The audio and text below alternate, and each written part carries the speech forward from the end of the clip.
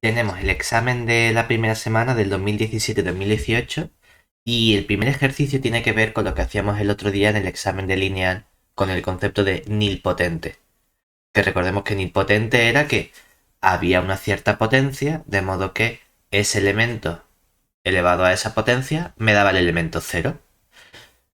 Que nosotros hablamos de la matriz nilpotente, que me tenía que dar la matriz nula. En general, en un anillo, lo que me tiene que dar es el elemento neutro de la suma. Ahora bien, estamos representando que el elemento neutro de la suma normalmente lo expresamos como un cero, que a lo mejor no tiene por qué ser el número cero, como por ejemplo ocurre con las matrices, que con las matrices no es el número cero, es la matriz que tiene todas las entradas cero, ¿vale? Pues aquí nos pone la definición por si acaso, que en nilpotente sí, precisamente la potencia me da el cero. Y me dicen, bueno, vamos a demostrar una serie de propiedades.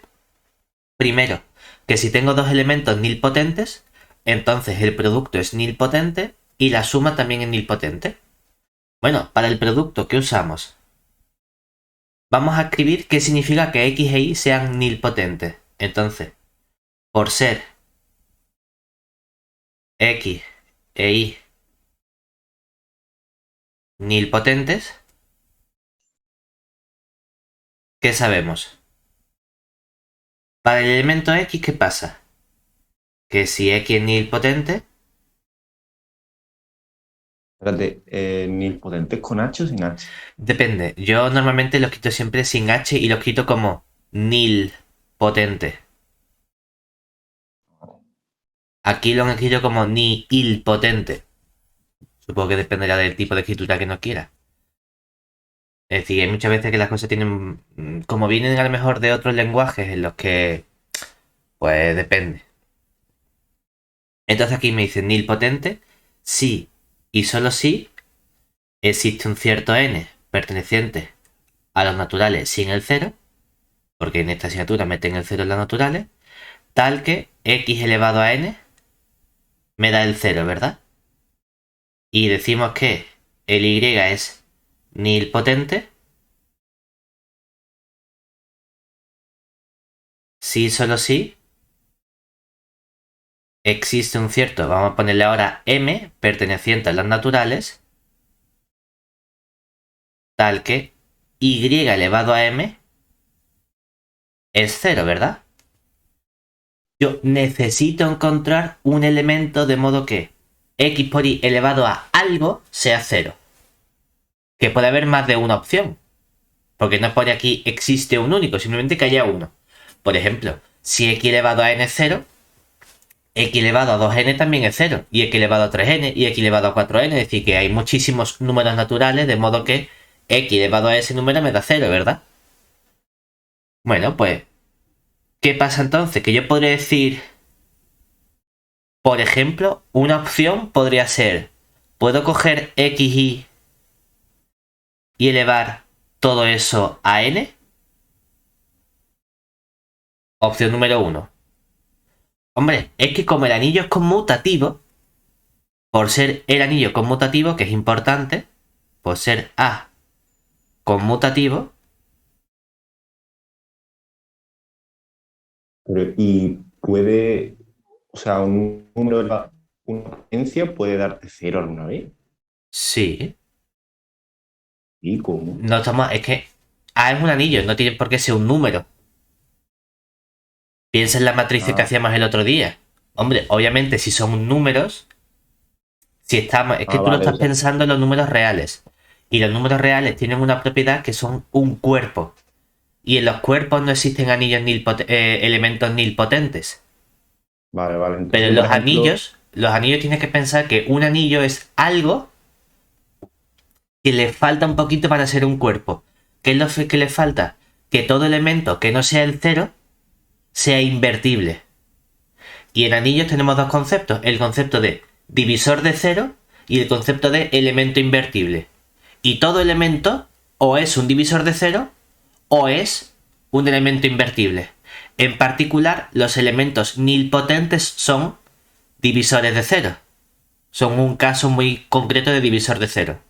Claro, en los cuerpos no hay divisores de cero porque todos los elementos son invertibles. Entonces tampoco podemos encontrar elementos nilpotentes. Pero en aquellos objetos que sean anillos pero no cuerpos, sí que puede existir esos elementos. ¿Vale? Vale. Entonces lo importante es que como el anillo es conmutativo, esto lo podemos empezar como x elevado a n por y elevado a n, ¿verdad? Pero hemos dicho que para esta n, ¿qué le pasa a la x? ¿Que cuánto vale la x? 0, ¿verdad? Y 0 por lo que sea, 0. Entonces, ¿he encontrado un número natural de modo que x por y elevado a ese número me da 0? Sí, pues x por y es como nilpotente también, ¿verdad? Ojo, que aquí he encontrado 1. Que si hubiese elevado a m, sería la y la que sale 0, ¿verdad? Y también me vale. ¿Y por qué no me cogió ese? Porque bueno, me dice encuentra 1. Con que encuentres 1 es suficiente. No tienes que encontrar todo o encontrar el mejor. Con encontrar un elemento que funcione, ya está. ¿Vale? Venga, vamos ahora con el x más y. Con el x más y vamos a tener que jugar un poquito más. ¿De acuerdo? Entonces, para x más y tenemos. Claro, ¿qué pasa cuando yo cojo x más y lo elevo a algo? Lo elevo a k. Que aquí aplicamos el binomio de Newton, ¿verdad? Que puede aplicar el binomio de Newton por ser un anillo conmutativo. Y entonces me quedaría el sumatorio desde r igual a 0 hasta k del número combinatorio k sobre r por x elevado a r por y elevado a k menos r. Y fíjate que ya tenemos productos, ¿verdad? Pues yo qué quiero con estos productos. Cada vez que aparezca x elevado a n o algo más, ¿cuánto va a salir eso? 0, ¿verdad? ¿Cómo puedes repetirlo? Nosotros hemos dicho que como el x nilpotente, cada vez que aparezca x elevado a n, eso va a ser 0. Obviamente, Sí. si sale x elevado a n más 1, eso es x elevado a n por x. Si la x elevado a n es 0, 0 por x es 0. Y cuando tenga x elevado a n más 2, me va a quedar x elevado a n por x cuadrado, que es 0 por x cuadrado, que es 0. O sea que siempre que estas potencias sean x elevado a n o más, ya va a ser esa parte 0, ¿verdad? Entonces, Claro. ¿qué le quiero pedir a mi r? Que la r sea como mayor o igual que n, ¿verdad? Para que la parte de la x sea 0 y 0 por lo que sea, ese término se anule, ¿cierto? Y, ¿Y cómo, y y cómo ahora, sabe que tiene que ser mayor, o sea, mayor o igual que la n? ¿Qué pasa no, si no es porque igual? lo que decimos es, imagínate, por poner un ejemplo, ¿no? Que la x fuese nilpotente para el 2, es decir, que x al cuadrado fuese 0, ¿no? Sí. Y que con la y fuese al cubo, que y al cubo fuese 0. Y yo quiero ver a cuánto tengo que elevar x más y para que eso sea 0, ¿verdad? Si fuese, por ejemplo, lo elevas al cuadrado, ¿qué te queda? Te quedaría x cuadrado más 2xy más y cuadrado, ¿cierto? Y tú dices, Sí. cada vez que aparezca x cuadrado o una potencia más grande, 0. O sea que este se te va. Pero estos dos se te van seguro, no lo sé, ¿cierto? Porque a lo mejor sí, pero seguro no te lo puedo decir. Bueno, pues vamos a subir un poquito, vamos a coger x más y al cubo. Claro, ahí aparecería un x al cubo, un 3x cuadrado por y, un 3x por y cuadrado, más un y cubo. Y fíjate, ahora este sería 0, este también sería 0 por el x cuadrado, el y cubo también sería 0, pero este de aquí no lo sabemos seguro, ¿verdad? Bueno, pues vamos a coger x más y a la cuarta, que sería un x a la cuarta, un 6x cubo y, perdón, 4x cubo y, un 6x cuadrado y cuadrado, un 4x y cubo y un más y a la cuarta. Fíjate, ¿potencia mayor de x cuadrado? Sí, ¿verdad? Entonces, cero. ¿Potencia mayor de x cuadrado? Sí, entonces cero. ¿Potencia mayor de x cuadrado? Sí, entonces cero. ¿Potencia mayor de x cuadrado? No, pero ahora es el y cubo el que aparece, entonces cero. ¿Potencia mayor de y cubo? Sí, entonces cero, ¿verdad? Entonces, ¿cuánto sale todo esto? Pero, vale. Ya le diríamos, vale, mm, quiero encontrar una relación entre este exponente y lo que debo colocar aquí, ¿cierto? Entonces, ¿cómo lo podemos hacer? Nosotros queremos ver qué elemento k tendría que poner. Y lo que estamos diciendo es, el exponente r que va apareciendo aquí, ¿cómo quiero que sea? Quiero que sea mayor o igual que la potencia donde esto se hace cero. Porque cuando salga mayor que x cuadrado, automáticamente se me va a eliminar esa parte. Pero cuando el exponente de la x no sea suficiente para que se haga cero, quiero que sea el del y el que lo haga cero al producto, ¿verdad? Como ocurría aquí, que ya la x no salía cero, pero ahora entraba el y al cubo y sí que lo hacía cero. Pues eso mismo quiero hacer aquí en general, ¿vale? Entonces, ¿qué queremos? Para que se haga cero estas dos cosas, o la x en la que es cero o la y en la que es cero, ¿verdad? Entonces, para que x elevado a r sea igual a cero, ¿qué tiene que ocurrir? Tiene que ocurrir que el exponente r sea mayor o igual que la n, ¿verdad? Y para que el y elevado a k menos r sea igual a cero, el exponente k menos r, ¿cómo tiene que ser? Mayor o igual que la m, ¿verdad? ¿Esto qué me está diciendo?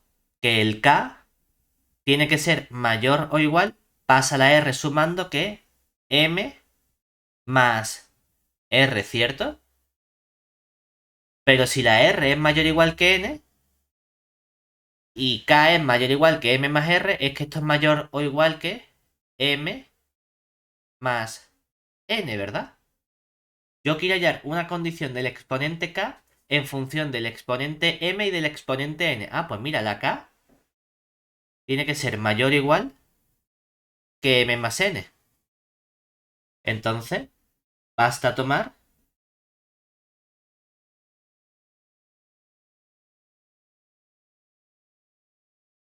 el k precisamente como m más n. ¿Por qué? Porque entonces, ¿cuánto sale x más y elevado a m más n? Esto va a ser el sumatorio desde, o bueno, para que uno lo vea, vamos a ponerlo directamente con las cuentas sin el sumatorio. Uno empezaría, ¿no? Y me quedaría aquí m más n sobre 0 y ahora aparecería el x elevado a n más m o bueno, por ponerlo igual que antes hemos puesto aquí x elevado a 0 por la y elevado a m más n, ¿verdad? Luego aparece el m más n sobre 1 que multiplica el x elevado a 1 por la y elevado a m más n menos 1. Vamos a llegar hasta el término nésimo, es decir, ¿cuánto sería m más n sobre n? Pues aparece el x elevado a n, ¿verdad? Y cuando a m más n le resto n, me queda simplemente y elevado a m, ¿cierto? ¿Cuál es el siguiente término? El siguiente término es m más n sobre n más 1. Y todo eso por la x elevado al n más 1. Y aquí aparece el y elevado a m menos 1. Hasta que llego al último término, ¿verdad? Que sería el m más n sobre m más n por la x elevado a n más m por la i elevado a 0. Y vamos a fijarnos en que en esta parte de aquí... Epa, espérate. ¿Qué he hecho? ¿Qué he hecho? ¿Qué he puesto esto en chico? Ahora. Ya está. En esta parte que tengo aquí, los términos que aparecen de y elevado a m son 0, ¿verdad? Entonces fíjate que aquí aparece y elevado a ¿cuánto? Y elevado a m más n, ¿verdad? ¿Eso qué significa? Que aquí, de esta parte, este término ¿cuánto vale? 0 por ser y nilpotente, ¿verdad? Mm. Y entonces todo este producto vale 0. Vale, pues todo esto vale 0. Pero de aquí aparece y elevado a m, que es 0.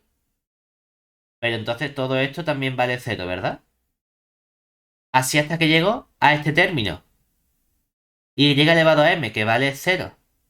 Entonces, todo esto también vale 0, ¿cierto?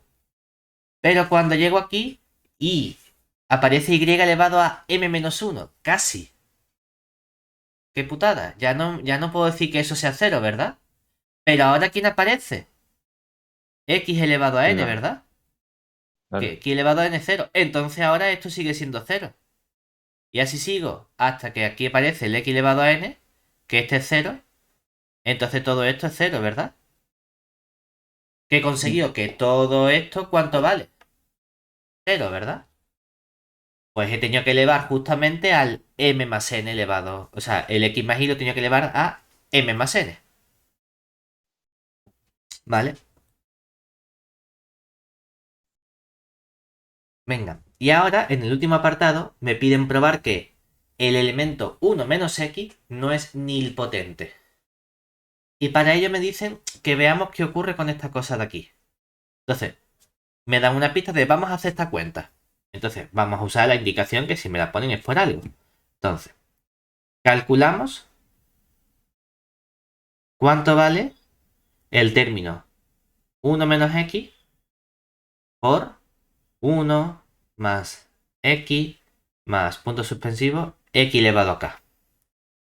Hombre, pues sencillo, cuando multiplico 1 por todo esto me queda 1 más x cuadrado más x elevado a k menos 1 más x elevado a k, ¿verdad? Y ahora resto, porque aparece un menos x, multiplico todo esto, ¿verdad? X por 1 menos x. X por x menos x cuadrado. Menos, sigo hasta x por x elevado a k menos 1, pues menos x elevado a k. Y por último, x por x elevado a k me queda menos x elevado a k más 1. Pues voy a ir simplificando, porque aquí esta x la puedo simplificar con esta x. Y este x cuadrado se me simplifica con este x cuadrado. Y el x elevado a k menos 1 con el de antes. Y el x elevado a k con este x elevado a k. Y hay dos términos que no se me simplifican, ¿verdad? Este 1 que aparece aquí y este menos x elevado a k más 1. O sea que todo esto vale 1 menos x elevado a k más 1, ¿cierto?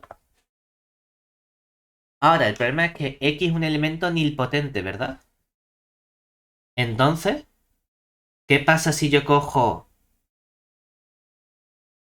k como n menos 1?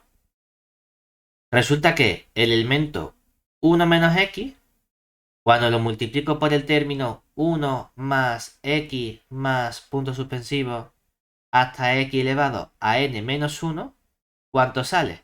Cambiar la k por n menos 1.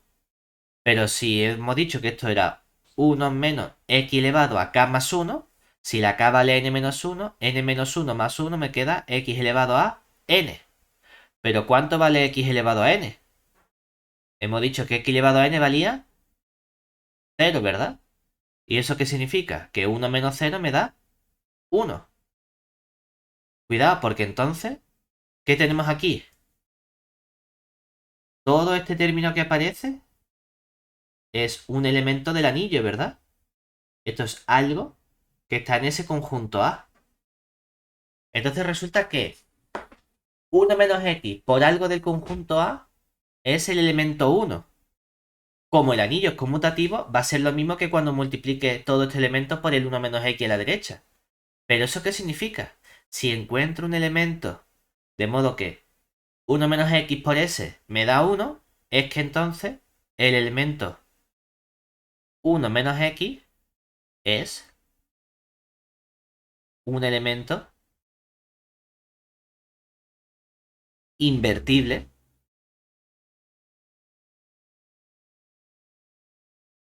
de A, Pero, ¿y por qué ha cogido k igual a -1? O para que me sea, quede k el igual a x elevado a n n-1. aquí y puedo decir que eso es cero, Ah, vale, vale, vale. porque así me queda el 1. Y cuando tengo dos elementos que al multiplicarlos me da 1, significa que uno es el inverso del otro, o que los dos elementos son invertibles. En particular, el que me interesa es el 1 - x. ¿Por qué? Porque hemos dicho que todo elemento de A, cuando yo cogía un elemento A de mi anillo, podía ser de dos tipos. Podía ser un elemento invertible o podía ser un divisor de cero. Claro, el problema es que si tengo un elemento nilpotente,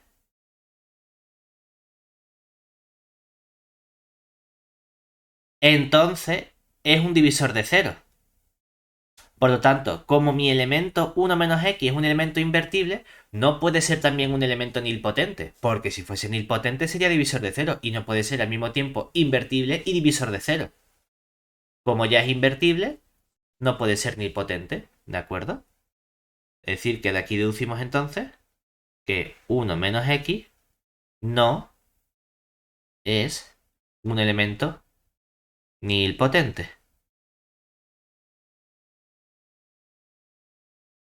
que es lo que nos pedían demostrar, ¿vale? Venga, vamos con el siguiente. Aquí, sencillito, 2 puntos y medio, de muchos puntos para lo que es. Nos piden averiguar cuántas aplicaciones sobreyectivas existen del conjunto A, que es del 1, 2, 3 hasta el n+1, al conjunto B, que es el 1, 2, 3, n. Y que justifiquemos la respuesta, ¿vale? Entonces, vamos a pensarlo, es decir, ¿qué necesitamos para que una aplicación que va de este conjunto en el B sea sobreyectiva? Es decir, para que f que va del conjunto formado por el 1, 2 hasta el n+1 en el conjunto formado por el 1, 2 hasta el n sea sobreyectiva,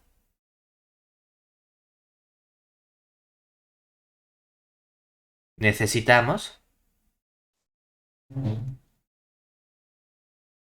que para todo elemento B del conjunto B mayúscula, ¿verdad? Del 1, 2 hasta n, exista un elemento A del conjunto 1, 2 hasta el n+1, tal que f del elemento A sea igual al elemento B, ¿de acuerdo?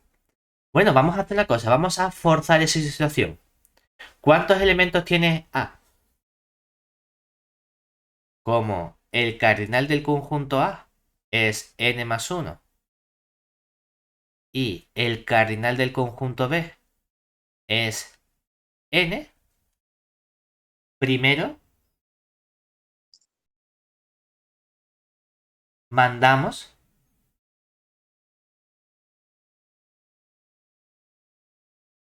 un elemento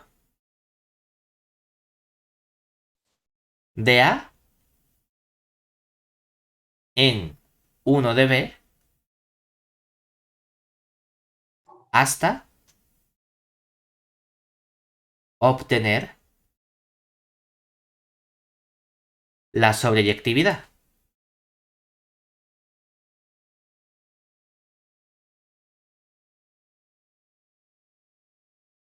Es decir, coge el uno por empezar en algún lado, ¿verdad? Cogemos este uno y decimos, ¿este uno a cuántos números de B los puedo mandar? Lo pueden mandar al uno o lo pueden mandar al 2 o lo pueden mandar al 3 o lo pueden mandar al n, ¿verdad? ¿Cuántas opciones distintas tengo para el punto uno? Sí, N opciones distintas, ¿verdad? claro. Ujú. Vale, pero luego voy a mandar el elemento 2 a otro distinto del que ya he mandado, ¿verdad? Como ya no puedo repetir ese elemento, ¿cuántas opciones tengo para el 2? N-1, ¿no? ¿Vale? Y luego voy a coger el 3 y lo voy a mandar a un elemento de B que sea distinto del elemento al que has mandado al 1 y del elemento al que has mandado al 2. ¿Cuántas opciones distintas tienes? N-1. N-2, ¿verdad? Y seguimos este proceso hasta que llego al N. Y en el N solo te queda un elemento de B para elegir, ¿verdad? Porque ya has usado los n-1 anteriores que han ido a n-1 números distintos de B. Como B solo tiene n, para la n solo te queda un elemento, ¿cierto? ¿Qué he conseguido con eso? Que hasta llegar al n, cada elemento de A ha ido a un único elemento de B. Pero ya he cogido todos los elementos de B, ¿verdad? Entonces, con esto que tengo, con esto tengo que es sobreyectiva, ¿verdad? Porque no hay nadie del conjunto B que se haya quedado sin su pareja, ¿verdad? Pero me falta ¿quién? Me falta un elemento, Un me N más falta el uno, n más claro. 1, ¿cierto? Este no lo han mandado a ningún lado. Pero la f es una aplicación. Si es una aplicación que va del conjunto A en el conjunto B, tú no puedes decir el n más 1 no lo mando a ningún lado. No, tienes que mandarlo a algún lado, ¿verdad? Pero ahora para este más 1 sí que puedes repetir el que tú quieras de estos elementos, ¿cierto? Porque te da igual volver Yo, a mandarlo a donde haya ido el uno, o volver a mandarlo a donde ha ido el 2, o volver a mandarlo a donde ha ido el 3, porque ya tiene la selectividad. Se pueden repetir elementos. Bueno, pues ahora ¿cuántas opciones tienes para este más uno? Puedes coger de nuevo cualquier elemento de B, ¿verdad? Entonces tienes n opciones. Y esto es para que sea de verdad una aplicación. Para que de verdad mande todos los elementos del conjunto A en todos los elementos del conjunto B. ¿Cierto? Lo único que esto lo puedo poner un poquito más bonito, porque cuando tengo n por n-1 por n-2 por 1, eso es un número en concreto. Es el número n factorial. Y todo eso lo voy a multiplicar por esta n. Entonces, ¿cuántas aplicaciones sobreactivas hay del conjunto A en el conjunto B? N factorial por n. ¿De acuerdo? vale, ¿Hasta ahí bien? sí. 2,5 puntos. No está ¿Ya mal, está? ¿no? Claro, mira, me ponen Ya esto y está. yo creo que es a prueba. Entonces me dice justifica la respuesta, ya lo tenemos justificado, ya está. ¿Vale? Venga, Entonces, dime. es sobreyectiva porque... Porque la hemos. ¿Puedes repetir eso? Lo que hemos hecho es, vamos a garantizando la sobreactividad, ¿verdad? Es decir, si tú tienes aquí Sí. en el conjunto A, tienes el punto uno, tienes el 2, tienes el 3, tienes el n y tienes el n más uno. Y luego en tu conjunto B, tienes el uno, tienes el 2, tienes el 3, pero solo llegas hasta la n, ¿verdad? De aquí a aquí vas con tu aplicación F. Ya tú tienes que Sí. decir, mira, yo quiero que a cada elemento del B llegue alguien. Por ejemplo, que el uno vaya, no sé, al 2. Que el 2 vaya, no sé, al uno. Que el 3 vaya, no sé, a la n, ¿verdad? Que la n vaya al 3, lo que sea, ¿cierto? Y por aquí sigues este proceso. Pero en el momento en el que a cada elemento del B llega una flechita, ¿verdad? Eso significa que tu aplicación seguro como es sobreyectiva, porque no hay nadie del B que se haya quedado sin su flecha. No hay nadie del conjunto B que no sea imagen de alguien del conjunto A, ¿verdad? Sí. Y esto lo he podido hacer yo en total de n factorial formas posibles. Porque tú has mandado el 1 al 2, pero podría haber mandado el primero al 1, al 2, al 3 o al n. Y el segundo, que no lo repita. Ah, pues lo podías haber mandado a el que sea, ¿cierto? Ujú. Y ahora, ya el último elemento, que sería el n más 1, lo mandamos a cuál. Me da exactamente igual, ¿verdad? Como lo puedo repetir, me queda el término n. Este último elemento lo puedes mandar al que tú quieras de los que ya tienes aquí, ¿verdad? Lo puedes mandar al 1, o lo puedes mandar al 2, o lo puedes mandar al 3, o lo puedes mandar al n, ¿cierto? Entonces te quedan de nuevo n opciones para este término. Y de ahí sale el n factorial por n. ¿Vale? Vale, vale. Venga, ahora. En el 3. Inducción sobre n perteneciente a los naturales sin el 0. Como me piden, bueno, te piden que lo demuestres. ¿Que tú haces inducción? Genial. ¿Que haces otro método? Genial también. No te dice demuéstralo por inducción, simplemente que estamos acostumbrados que cuando veo un n perteneciente a los naturales, automáticamente pienso en inducción. Entonces decimos, bueno, pues vamos a hacerlo por inducción. Como es una igualdad, debería ser relativamente sencillo porque las cosas con inducción, con igualdades son muy fáciles. Porque tiene que salirme igual, es decir, seguro que tengo que llegar. Y es el proceso. Entonces decimos, venga, vamos a probarlo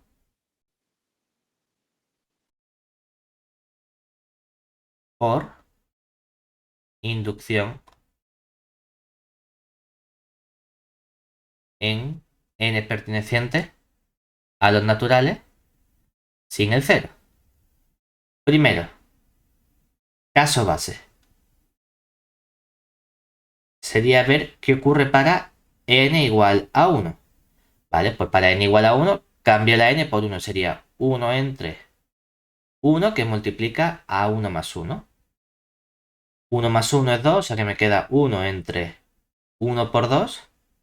Y esto es simplemente un medio. Y por otro lado, 1 menos 1 partido 1 más 1 es igual a 1 menos un medio. Y 1 menos un medio es un medio. Bien, ¿no? Sale igual.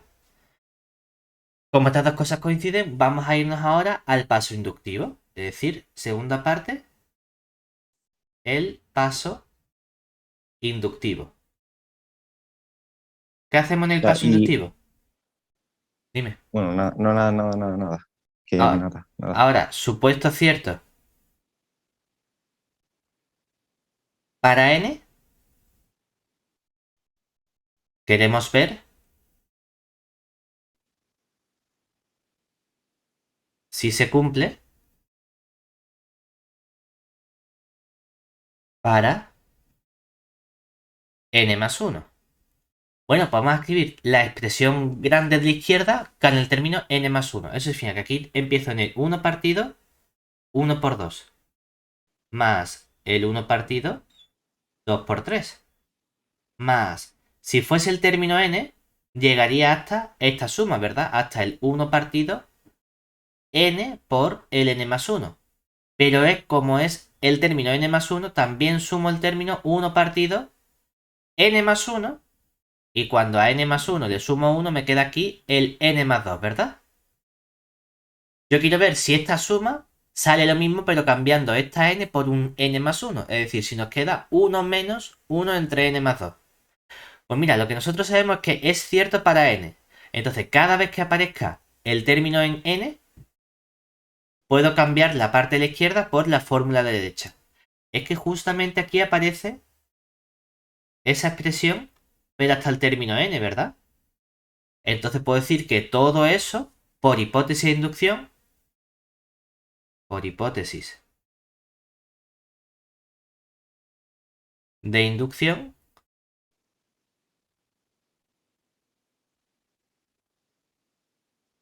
es cierto. Entonces todo esto lo puedo cambiar por el 1 menos 1 partido n más 1. Vale, pero es que aparte tengo otro término que es este que está aquí sumando. S más 1 partido n más 1 que multiplica n más 2. Bueno, pues vamos a pensar esto como una fracción. Porque tengo que llegar a 1 menos algo. Ya tengo el 1. Vale, pues vamos a buscar el otro algo. Entonces tengo 1 menos, abre paréntesis. Sería aquí la fracción 1 partido n más 1.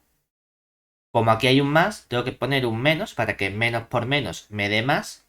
La fracción 1 partido n más 1 por n más 2. Ahora ¿Puedes expresamos repetir esta lo que has fracción. hecho desde... ¿Eh? ¿Puedes repetir lo que has hecho desde que has empezado el paso He inductivo? sacado el menos factor común, ¿verdad? Entonces hemos dicho, como hay un menos, si quiero poner factor común paréntesis, tengo que ajustar este signo, ¿verdad? Para que menos por menos de verdad me dé el signo más que aparece aquí, sin el paréntesis. Sí, Y pero menos antes. 1 partido n más 1 me queda el menos 1 partido n más 1. O sea, pero antes. De Antes, antes. como he supuesto que es cierto para n, cada vez que Sí. aparezca la suma de los n términos, lo puedo cambiar por la fórmula, ¿verdad? Lo que me está diciendo es que toda esta suma es 1 menos esto. Si es cierto Vale, para vale. n, cuando aparezca la suma hasta el término n por n más 1, lo puedo cambiar por 1 menos 1 entre n más 1, que es lo que hemos hecho. Hemos cambiado toda la suma de los n términos por la fórmula azul, porque sé que es cierto. Pero me queda el siguiente sumando, el sumando n más 1, ¿verdad? Pues lo añado aquí. Ya tengo que ver si esto de verdad me queda la misma fórmula que aparece aquí arriba, pero cambiando la n por el n más 1. Y para ello vamos a ajustar ahora esta fracción que me queda aquí. Cuando hacemos aquí mínimo común denominador, claro, el mínimo común denominador de n más 1 y n más 1 por n más 2 es simplemente n más 1 con n más 2. Aquí le falta el n más 2. Aquí no le falta nada, resto 1, ¿verdad? Pero nos queda entonces 1 menos. ¿Cuánto vale n más 2 menos 1? Vale n más 1 y todo eso dividido entre n más 1 por n más 2, ¿verdad? Pero entonces el n más 1 con el n más 1 se me simplifica y que me queda simplemente un 1 arriba y abajo el n más 2. Anda, he llegado a la misma fórmula pero cambiando esta n de aquí por un n más 1. Claro, ¿no? Porque n más 1 le sumo a 1 me queda n más 2. O sea que efectivamente esta fórmula también es cierta para n más 1, ¿verdad? Y si tengo el caso base y tengo el paso inductivo, es cierto para todo n perteneciente a los naturales por el principio de inducción. ¿Listo aquí? Perfecto. Pues ya está, otros 2,5 puntos regaladitos. Vamos ahora con el último ejercicio. O sea, espera un momento. Dime, dime. Donde has puesto el cuadrito, Sí, eso ya, o sea, eso es lo ya que hemos está arriba, terminado. ¿no? Y lo que has hecho. Ah, vale, vale, vale, vale, nada, vale, vale. Ya, ya. Para el principio de inducción tengo que estudiar dos cosas, que es cierto el caso base y que es cierto el paso inductivo. Hemos probado el caso base, hemos probado el paso inductivo, se acabó. Ya lo tengo todo listo. ¿Vale? Venga, y ahora, ecuación o ejercicio de números complejos. En el primero me piden resolver en C esta ecuación de segundo grado. Y tú dices, bueno, ¿cómo se resuelven ecuaciones de segundo grado en C? Tú dices, como si fuesen ecuaciones normales y corrientes a priori. Entonces, bueno, pues usamos igual la fórmula de segundo grado. Es decir, tú dices, imagínate que esto es un ejercicio, no sé, de la ESO, de bachillerato. Me ponen z al cuadrado menos 6z. En tu mente esto es como si fuese una x y aplicamos la fórmula. ¿Eso que nos dice? Si solo si, la z es igual a menos b, que sería un 6, más menos la raíz de b al cuadrado, que sería un 36, menos 4 por a, que vale 1, por la c, que vale 12, Todo eso dividido entre 2 por a, que es 2. Dice, bueno, pues punto y coma, la z, ¿cuánto vale? 6 más menos la raíz de... Aquí me queda 36, 4 por 12 menos 48, ¿verdad? Todo eso dividido entre 2. Punto y coma. La z que nos queda, 6 más menos la raíz de 36 menos 48 nos queda menos 12, ¿verdad? Vale, pues aquí está la diferencia con bachillerato. Y en bachiller diríamos, ah, la ecuación no tiene solución, ¿cierto? Y aquí vamos a hacer una trampa, vamos a decir, no, no, no, mira. Esto sí tiene solución porque vamos a hacer el truquito este. Vamos a escribir esto como z igual a 6 más menos. Menos 12 es menos 1 por 12, ¿verdad? Y vamos a hacer la raíz cuadrada de menos 12, que sería la raíz cuadrada de menos 1 por la raíz cuadrada de 12, ¿cierto? Y todo eso lo dividimos entre 2. Y el análisis complejo se basa en que esto que nos estorba lo vamos a llamar simplemente unidad imaginaria y. Entonces, esto se ha convertido en el número complejo, ¿cuál? Z igual a 6 más menos y multiplicado por raíz de 12 dividido entre 2. Que de aquí salen dos soluciones, ¿verdad? Sale una solución z sub 1, que sería, hombre, raíz de 12 lo puedo simplificar un poco. Como 12 es 4 por 3, me quedaría 6 más la i. El 4 sale fuera de raíz como un 2 raíz de 3, ¿verdad? Y todo eso dividido entre 2. Que lo puedo terminar de simplificar y decir 6 entre 2, 3. 2 entre 2, 1, pues me queda más i que multiplica a la raíz de 3. Y por otro lado tengo la raíz negativa, es decir, z sub 2 va a ser igual a 6 menos i raíz de 12 entre 2, que nos queda simplemente 6 entre 2, 3. Del 12 el 4, raíz de 4 es 2, 2 entre 2, 1, pues me queda 3 menos i por la raíz de 3. Pues ya hemos resuelto la ecuación. Y las soluciones en el conjunto de los números complejos son 3 más i raíz de 3 y 3 menos i raíz de 3. Ya está. ¿Vale? Ahora me van a pedir, en el apartado B, calcular módulo y argumento de una serie de números complejos. Entonces, vamos a comenzar por el primero que nos dan, que es el número W u omega. Depende, ¿no? Entonces, comenzamos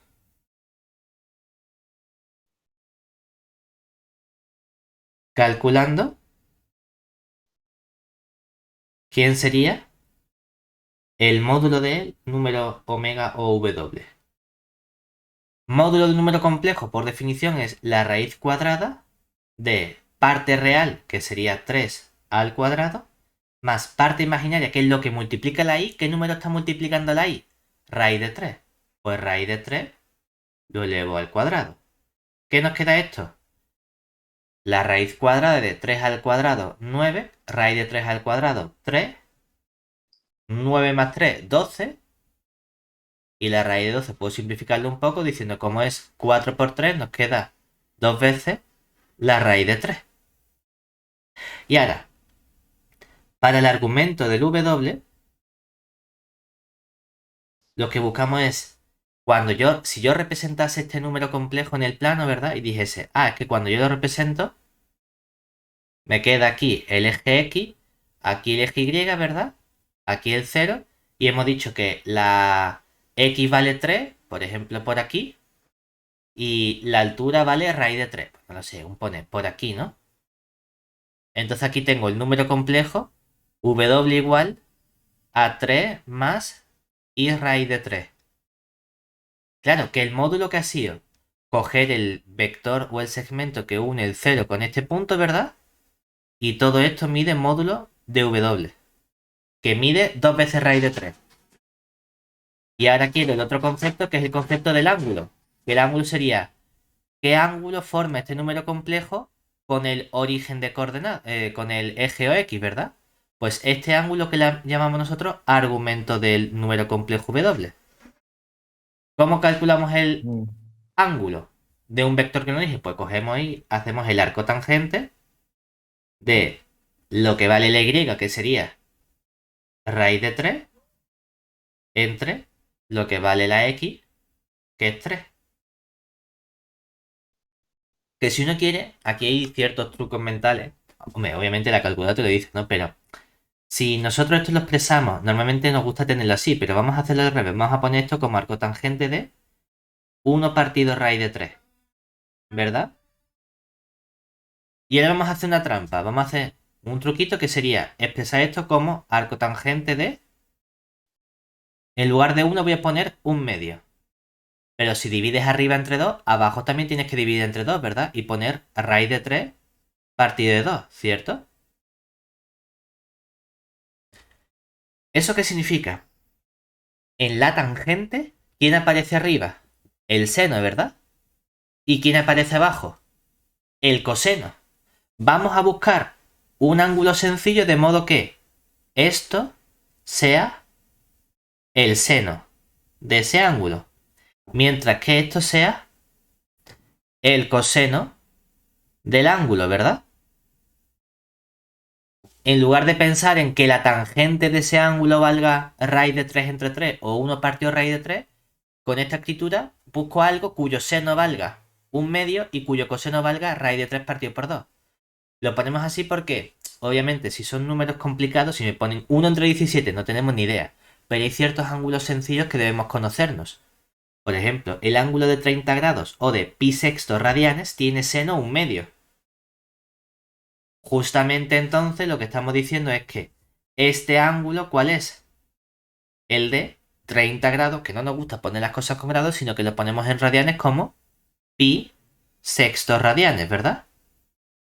Ahora, hay que tener cuidado porque la tangente, igual que las funciones trigonométricas, es una función periódica, ¿verdad? Que tiene periodo pi. De media vuelta en media vuelta se va repitiendo. Entonces, podría ser el ángulo bisecto o podría ser el ángulo opuesto al bisecto, ¿verdad? ¿Cómo sé si es el pi sextos o es el pi más pi sextos? Tengo que fijarme en qué cuadrante está mi número complejo. Porque el número complejo 3 más i raíz de 3, ¿en qué cuadrante está del plano? En el primer cuadrante, ¿verdad? Eso ¿Y eso significa cómo lo que el sabes? ángulo correspondiente tiene que ser un ángulo que esté entre 0 y 90 grados, o entre 0 y pi medio, ¿cierto? Entonces, de ¿Y las dos cómo sabes? opciones, el ángulo correcto es el pi sextos, ¿vale? Dime. ¿Y cómo sabe que ese número complejo está en el primer cuadrante? Porque el primer cuadrante es, cuando nosotros representamos los cuadrantes, este es el primer cuadrante, este es el segundo cuadrante, este es el tercer cuadrante y este es el cuarto cuadrante. En el primer cuadrante, ¿cómo son la X y la Y? Bueno, vale, vale, vale, ya, ya, La ya, X y vale, la vale. Y son Sí, sí. positivos. En el segundo cuadrante, la X es negativo, pero la Y es positivo. En el tercer cuadrante, tanto la X como la Y son negativos. Y en el cuarto cuadrante, la X es positivo, pero la Y es negativo. Por ejemplo, si mi Vale. número complejo no hubiese sido el 3 más i raíz de 3, sino que hubiese sido el menos 3 menos i raíz de 3, claro, menos entre menos me sale lo mismo, ¿verdad? Me sale también raíz de 3 partido por 3. Pero el ángulo no sería el de pi sexto, sería el de pi sexto y le tengo que sumar pi, ¿vale? Entonces ya tengo calculado de este modo cuánto vale el número complejo o el módulo, que vale 2 raíz de 3, y cuánto vale su ángulo, que es pi sexto, ¿vale? Eso Vale. significa que, por ejemplo, yo podría expresar el número, no me lo piden, ¿no? Pero puedo expresar el número complejo en distintas formas. Por ejemplo, ¿cuál sería la representación? Vamos a poner la binómica de W. La binómica es W igual a 3 más i raíz de 3. ¿Y cuál sería la forma cartesiana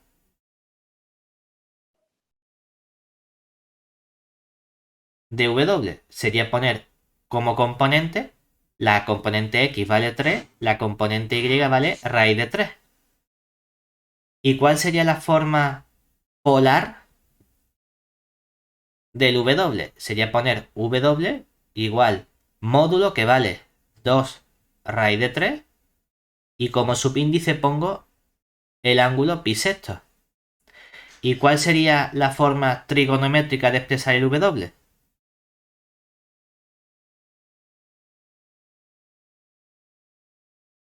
Pues sería expresar el W como módulo que vale 2 raíz de 3 y todo esto lo multiplico por el coseno del ángulo, que es coseno de pi sexto,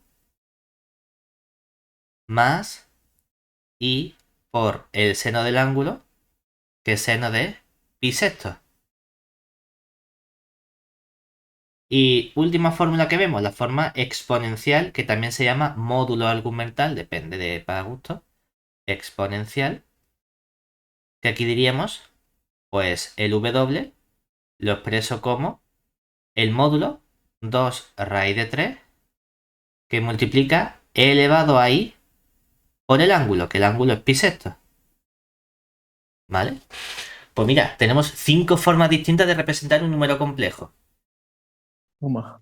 Como por ejemplo cuando en bachillerato estudiamos las ecuaciones de recta, que había un porrón de ecuaciones. Teníamos la punto pendiente, teníamos la continua, las paramétricas, la implícita, la explícita. Pues hay un montón de formas de representar la misma recta, ¿verdad?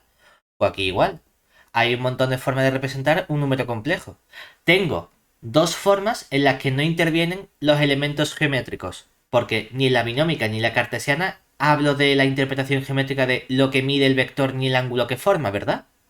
Y tengo tres formas, la polar, la trigonométrica y la exponencial, en la que me hace falta conocer el módulo y el ángulo. Lo que pasa es que los coloco de distintas formas.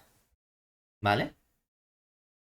Esto que Vale. me han pedido para el número W lo vamos a hacer también para el W-4. Venga, pues mismo proceso. Primero vamos a calcularlo. Es decir, ahora estudiamos el número complejo que sería W-4, ¿verdad? Pero ¿cuánto vale W-4? Sería al 3 más i raíz de 3, le resto 4. Y eso me queda 3 menos 4 menos 1 más i raíz de 3. Entonces, ¿cuánto vale el módulo del W menos 4? La raíz cuadrada de su componente menos 1 al cuadrado más la otra componente raíz de 3 al cuadrado. Que nos queda la raíz de 1 más 3. 1 más 3, 4 y la raíz cuadrada de 4, 2. Venga, y para el ángulo, el argumento del número W va a ser el arco tangente de la componente y, que vale raíz de 3, lo divido entre la componente x, que vale menos 1. Vamos a hacer la misma trampa, vamos a poner aquí arco tangente de raíz de 3 entre 2 y pongo aquí un menos 1 entre 2. A mí no me gusta tener este menos. Vamos a utilizar una propiedad del arco tangente que es una función impar. Como una función impar puedo sacar el menos fuera. Y pongo el menos fuera y ahora pongo arco tangente de raíz de 3 entre 2 dividido entre un medio. Que no se nos olvide que lo que estoy buscando es aquí arriba el seno, ¿verdad? Y aquí abajo el coseno, ¿cierto? Igual que yo conocía que el seno de 30 grados o el seno de pi sexto valía un medio, el coseno de 60 vale un medio. Lo que estamos diciendo es que entonces este ángulo, ¿quién sería? Sería el de 60 grados, que 60 grados son pi tercios radianes, ¿cierto? Cuidado porque hay un menos aquí delante. Entonces yo no sé si se trata del ángulo de menos pi tercios o de ese ángulo más pi, ¿verdad? Porque el ángulo de menos 60 grados, ¿en qué cuadrante está? El ángulo de menos 60 grados está en él, cuando hacemos el dibujito, por aquí está menos pi tercio, ¿verdad? O sea que está en el cuarto cuadrante, ¿cierto? Mi número complejo W-4 está en el cuarto cuadrante. ¿Cuánto vale la X? -1 y me voy a la izquierda. ¿Cuánto vale la Y? Raíz de 3 y me voy hacia arriba, ¿verdad? Entonces, el número complejo W-4, ¿en qué cuadrante está? En el segundo, ¿verdad? ¿Eso qué significa? ¿Es menos pi tercio el ángulo correcto? ¿Qué va? A esto le tengo que sumar pi, ¿cierto? Y lo importante es que, ¿por qué sumamos este pi? Porque lo sumamos porque el número complejo W-4 pertenece al segundo cuadrante. Y a mí el arco tangente me ha dado un ángulo del cuarto cuadrante, no del segundo. ¿Vale? Me pone esto como segundo, que han salido las dos palitos muy poquito. Al segundo cuadrante. Entonces, total, ¿cuál es el ángulo correcto? A pi le resto pi tercio, sería a 3 pi tercio le resto pi tercio y me queda 2 pi tercios. ¿Se entiende? Venga, ahora ya me piden estudiar qué ocurre con este cociente. Y hay una acción sencilla, ¿por qué? Porque nosotros, ¿qué hemos obtenido? Nosotros sabemos que el módulo de W valía 2 raíz de 3. Y el ángulo del W, el argumento valía pi sexto. Y también tengo que el módulo del W-4 nos ha salido 2. Y que el argumento del W-4 nos ha quedado 2 pi tercios. Entonces, para estudiar qué ocurre con este W entre W-4, puedo utilizar las formas exponenciales, trigonométricas o polares. ¿Por qué? Porque para estudiar cocientes nos interesa trabajar con las formas o representaciones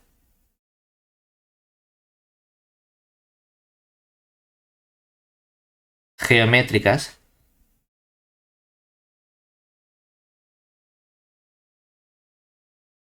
de los números complejos.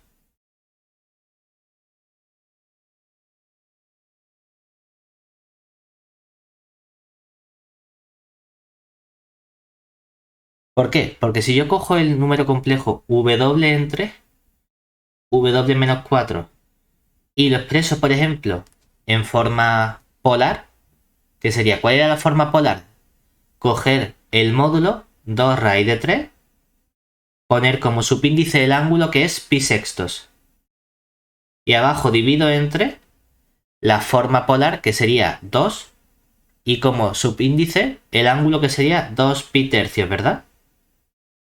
Pues esto funciona en cierto modo como casi con las potencias, en el sentido de que decimos, divido el módulo, es decir, cojo el módulo 2 raíz de 3, lo divido entre el módulo que es 2, ¿y cuál va a ser el ángulo de este número complejo?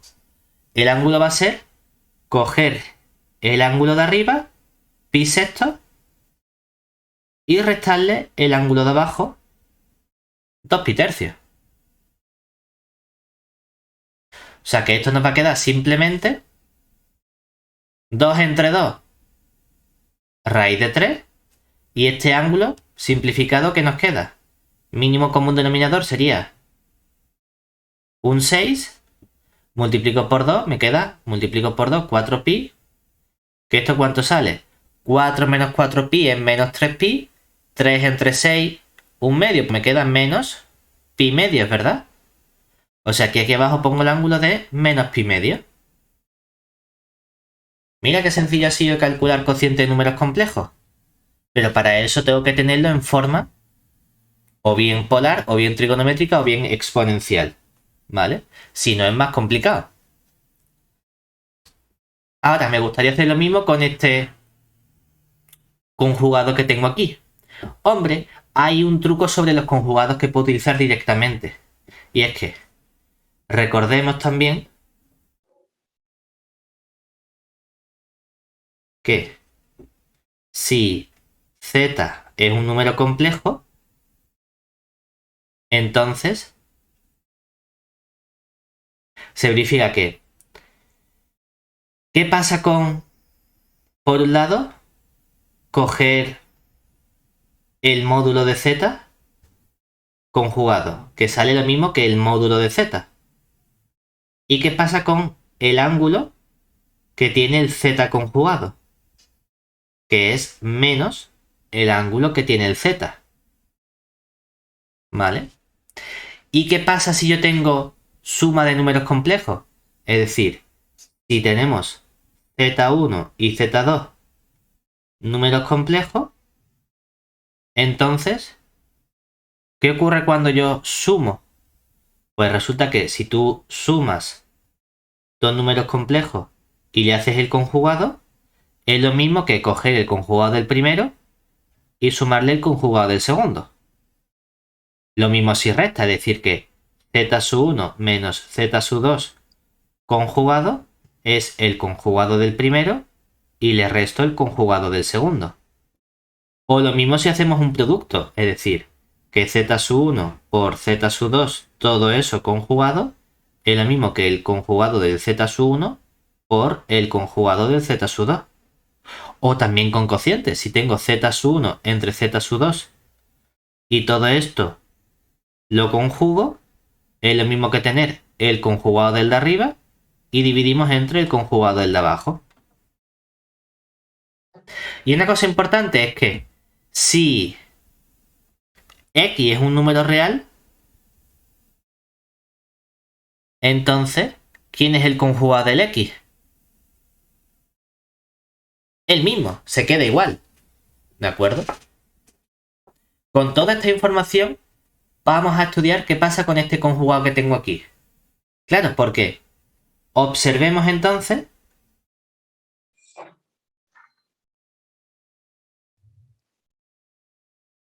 que ¿qué pasa si yo cojo el w entre w menos 4 y todo esto lo conjugo?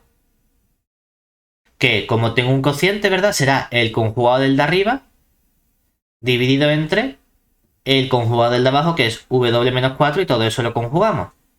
Pero arriba me queda w conjugado y abajo ¿quién me queda? Como tengo una recta, será el conjugado del primero w menos el conjugado del segundo 4, ¿verdad? Pero como 4 es un número real, si conjugo un número real se queda igual, ¿no? Entonces nos queda w conjugado entre w conjugado menos 4, que es este segundo que nos piden a nosotros estudiar, ¿verdad? Pero es que entonces resulta que este número complejo es el conjugado del que yo he estudiado justo antes. Claro. Entonces, ¿qué puedo afirmar yo fácilmente sobre el módulo de w conjugado entre w conjugado menos 4? Que el módulo es el mismo que el módulo de w entre w menos 4, ¿verdad? ¿Y cuánto valía el módulo de w entre w menos 4?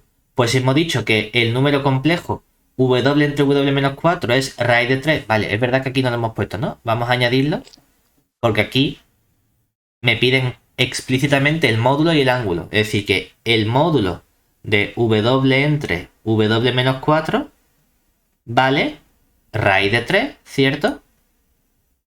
Mientras que el ángulo del w entre w menos 4 vale menos pi medio, ¿verdad? Pues yo sé que entonces el módulo del conjugado coincide con el módulo del complejo, es decir, que esto también vale raíz de 3. Pero ¿qué pasa con el ángulo del w conjugado entre w conjugado menos 4? Que es menos el ángulo del w entre w menos 4. Si este ángulo valía menos pi medio, con un menos delante me queda menos pi medio, que en total sería pi medio. Y así lo tenemos todo. O sea, puede repetir a partir de lo que nos has puesto luego. Sí, O sea, yo quiero calcular el módulo de este número complejo cuarto que me dan, ¿verdad? sí. Pero visto que este número complejo, todo este número complejo que yo quiero calcular, resulta que es el conjugado de este de aquí, ¿cierto? Sí. Y tenemos una propiedad de los números complejos y es que el módulo del conjugado coincide con el módulo sin conjugar, ¿verdad? Ujú. Entonces, si lo aplico aquí, el módulo de este número complejo, que es el conjugado del w entre w-4 que he calculado antes, ¿verdad? El negro es el azul conjugado. Bueno, pero es que el módulo del negro es lo mismo que el módulo azul sin conjugar, que es lo que hemos hecho aquí. El módulo de Vale, este, vale. que ya lo habíamos calculado antes, que valía raíz de 3, ¿verdad? Y para los ángulos, resulta que el ángulo de el conjugado de lo azul es menos el ángulo de lo azul. Pues por eso pongo menos el ángulo del w entre w-4, que hemos calculado el ángulo de este número complejo y nos había salido que valía menos pi medio. Y entonces menos pi medio nos da el pi medio. Que no es el único modo de calcularlo, que también podíamos haberlo hecho a pelo. Lo que pasa es que tardaríamos más. También, es decir, que la otra opción, ¿cuál es? La otra opción